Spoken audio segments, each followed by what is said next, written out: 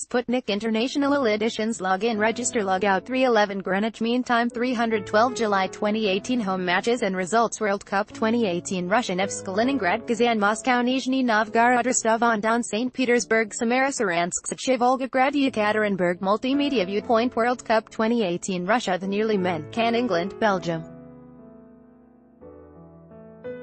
Sputnik looks back at the last time the four countries came so close to winning global football's biggest trophy. Belgium, England and Croatia have all stumbled at the final hurdle, in 1986, 1990 and 1998, and although France won their semi-final in 2006, they lost to Italy in the final. England famously won the trophy, as hosts, in 1966 and France also won when they were the hosts in 1998, but Belgium and Croatia have never won the World Cup, although in the latter's case the country did not even exist prior to 1991. Belgium, 1986 Belgium's current crop of players is known as the Golden Generation, and it has been more than 30 years since the country, which is divided between French-speaking Wallonia and Dutch-speaking Flanders, produced such a magnificent team. Belgians got off to a sluggish start in Mexico in 1986, losing the first match to the hosts 2-1 and then drawing with Paraguay and defeating Iraq to scrape through to the round of 16. Copyright Sputnik, Vladimir Pesnia. Fans of the Belgian football team, file, but they came alive in a dramatic match with the Soviet Union, winning 4-3 in extra time with a goal from Tottenham striker Nico Claesson. They then beat Spain on penalties in the quarter-final, but were unlucky enough to come up against Diego Maradona's Argentina in the semi-final. The game was goalless at halftime, but Maradona went up a couple of gears after the break and scored 2 goals without reply, the second being a classic dribble which left the Belgian defenders in 6s and 7s. The class of '86 contained Claesson, the peerless Bayern Munich goalkeeper Jean-Marie Pfaff, dominating midfielder Jan Selmans, and 20-year-old Enzo Scifo, a classy midfielder who was born in Wallonia of Italian parents. But it does not compare with the current Belgian team, which has quality in every position.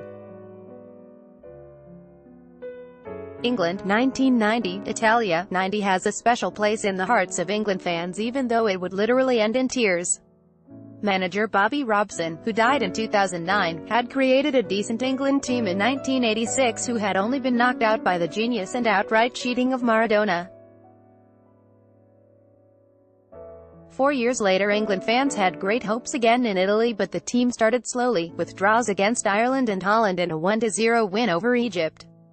In the round of 16 Belgium almost took them to penalties before midfielder David Platt popped up with a winning goal in the 119th minute.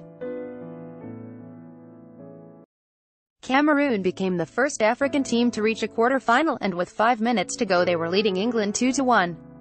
But a penalty by Gary Lineker, and another in extra time, put England through. West Germany, who had reached the final 4 years earlier, were the opponents in the semi-final, and they took the lead through marauding defender Andy Brehme on the hour. Gary Lineker, nowadays a TV presenter, equalized with 10 minutes to go, forcing the game into extra time.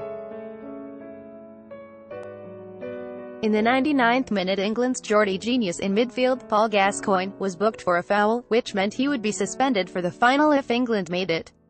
Copyright Reuters, Henry Nicholls. Soccer Football, World Cup, England fans watch Sweden vs England, London, Britain, July 7, 2018 England fans celebrate by climbing traffic lights after the match as his eyes welled up. Lineker was caught on camera signaling to Robson on the bench, as if to say, "You need to have a word with him."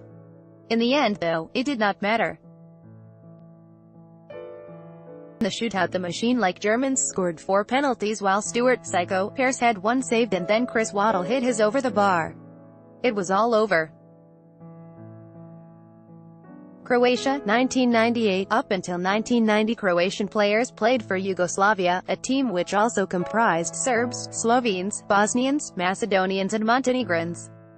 Yugoslavia made it to the semi-finals of the World Cup in 1962 but were beaten 3-1 by Czechoslovakia, their only goal coming from a Croat, Dražen Jerković.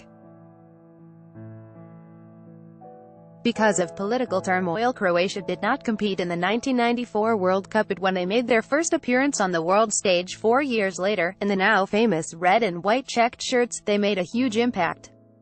Copyright AFP 2018, Croatia's Davor Suka, pictured, won the Golden Boot at the 1998 World Cup. The 1998 team contained great defenders like Slaven Bilic and Igor Stimac, exquisite midfielders like Robert Prosinecki and Mario Stanic, and up front Davor Suka. The team was captained by Zvonimir Boban, who is currently Deputy Secretary-General of FIFA. Croatia beat Jamaica and Japan in the group stage and narrowly lost to Argentina. They beat Romania in the round of 16 and then pulled off one of world football's biggest shocks in the quarter-final, thrashing Germany 3-0, with goals from Jarni, Vlahovic and Suka. Suka, who would win the Golden Boot, put them in front against the hosts, France, in the semi, but Lilian Thuram equalized a minute later and the French defender scored the winning goal with 20 minutes to go. Despite the defeat, Croatians were delighted because their team had gone a lot further than the team from the former Republic of Yugoslavia, which was essentially made up of mainly Serbian players. France, 2006. France famously went on to win the 1998 World Cup final 3-0 against Brazil, the first time Les Blues had ever won the trophy. 4 years later, France crashed out of the World Cup in Japan in the group stages after an embarrassing defeat to Senegal, but in 2006 the team made it to the semi-finals. At the 2006 World Cup in Germany, France's team contained a handful of players who had won the trophy back in 1998, goalkeeper Fabien Barthez, defender Lilian Thuram, and midfield genius and captain Zinedine Zidane. Others had come to the fore, like Franck Ribéry and a certain Thierry Henry, who is ironically now assistant manager of the Belgium team. But, like in Russia this year, France were unimpressive in their early games. They drew 0-0 with Switzerland and 1-1 with South Korea, before overcoming tiny Togo. They began to turn it on in the knockout stages, defeating Spain and then Brazil to make it to the semi-final. Algerian president asks Zidane to head national football team on July 5, 2006. In Munich, they took on an impressive Portugal team, who contained impressive midfielders Luis Figo and Deco in midfield and a young Cristiano Ronaldo up front.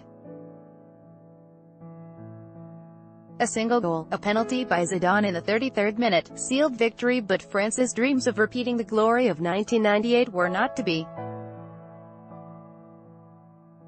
Lost the final on penalties to Italy, and Zidane was sent off in extra time after he headbutted Marco Materazzi, who had muttered an incendiary comment.